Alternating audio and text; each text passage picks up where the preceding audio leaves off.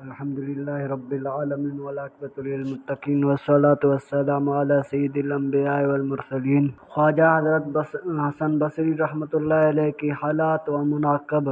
آپ بعمل عالم بھی تھے اور زاہد متقی بھی۔ آپ بعمل عالم بھی تھے اور زاہد و متقی بھی۔ سنت نبوی صلی اللہ علیہ وسلم پر سختی سے عمل کرتے اور ہمیشہ خدا تعالیٰ سے ڈرتے رہتے تھے۔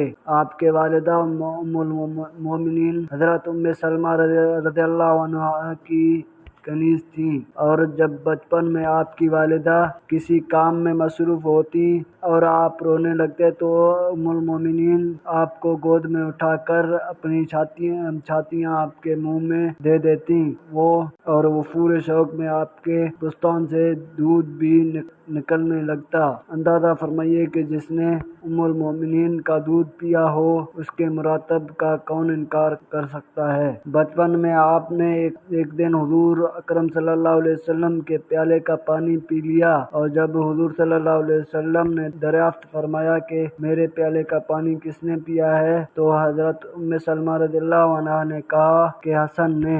یہ سن کر حضور صلی اللہ علیہ وسلم نے فرمایا اس نے جس قدر پانی میرے پیالے میں سے پیا ہے اسی قدر میرا علم اس میں اثر کرے گا۔ ایک دن حضور اکرم صلی اللہ علیہ وسلم حضرت ام سلمہ رضی اللہ عنہا کے مکان پر تشریف لائے تو انہوں نے حسن بصری رحمۃ اللہ علیہ آغوش مبارک میں ڈال دیا۔ اس وقت حضور صلی اللہ علیہ وسلم نے آپ کے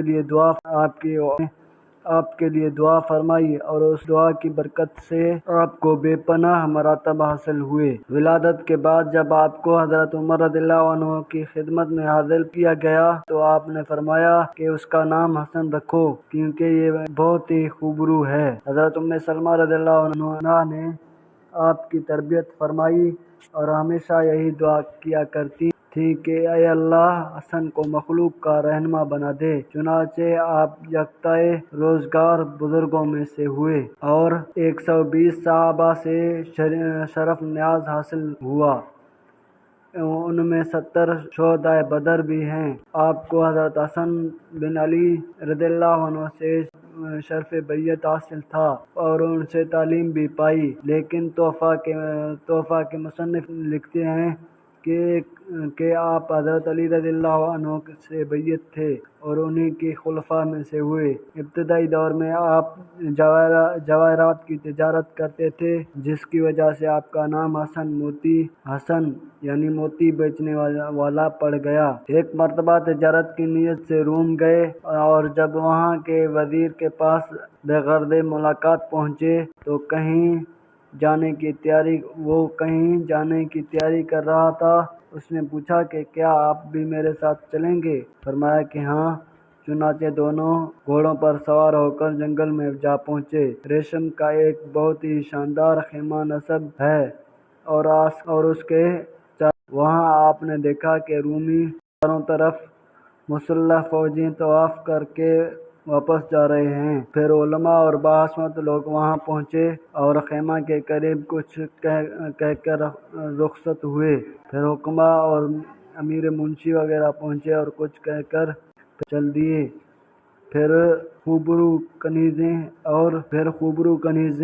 زر و جواہر کے تھال سر پر رکھے ہوئے آئیں اور وہ بھی اسی طرح کچھ کہہ کر چلی گئیں۔ پھر بادشاہ اور وزیر بھی کچھ کہہ کر واپس آ گئے۔ آپ نے حیرت زدہ ہو کر جب وزیر سے واقعہ معلوم کیا تو اس نے بتایا کہ بادشاہ کا ایک خوبصورت بہادر جوان بیٹا مر گیا تھا اور وہیں اس خیمہ میں دفن ہے۔ چنانچہ آج کی طرح ہر سال یہاں تمام لوگ آتے ہیں۔ سب سے پہلے فوج آ کر کہتی ہے کہ اگر جنگ کے ذریعے تیری موت ٹل سکتی تو ہم جنگ کر کے تجھے بچا لیتے، مگر اللہ تعالیٰ سے جنگ کرنا ممکن نہیں۔ اس کے بعد حکماء آ کر کہتے تھے کہ اگر عقل و حکمت سے موت کو روکا جا سکتا تو ہم یقیناً روک دیتے۔ پھر علماء و مشائخ آ کر کہتے ہیں کہ اگر دعاؤں سے موت کو دفع کیا جا سکتا تو ہم کر دیتے۔ پھر حسین کنیز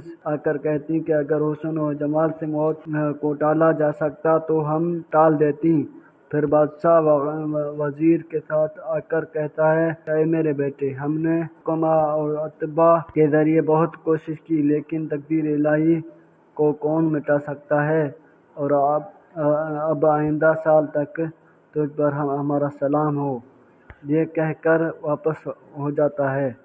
حضرت حسن رضی اللہ عنہ نے یہ واقعہ سن کر قسم کھائی کہ زندگی بھر کبھی نہیں ہنسوں گا، اور دنیا سے بیدار ہو کر فکر آخرت میں گوشہ نشینی اختیار کر لی۔ مشہور ہے کہ 70 سال تک آپ ہمہ وقت باوضو رہے اور اپنے ہمعصر بزرگوں میں ممتاز ہوئے۔ کسی شخص نے ایک بزرگ سے دریافت کیا کہ حضرت حسن بصری رحمۃ اللہ علیہ ہم سے زیادہ افضل کیوں ہیں؟ انہوں نے جواب دیا کہ حسن کے علم کے ہر فرد کو ضرورت ہے اور اس کو سوائے خدا کے کسی کی حاجت نہیں۔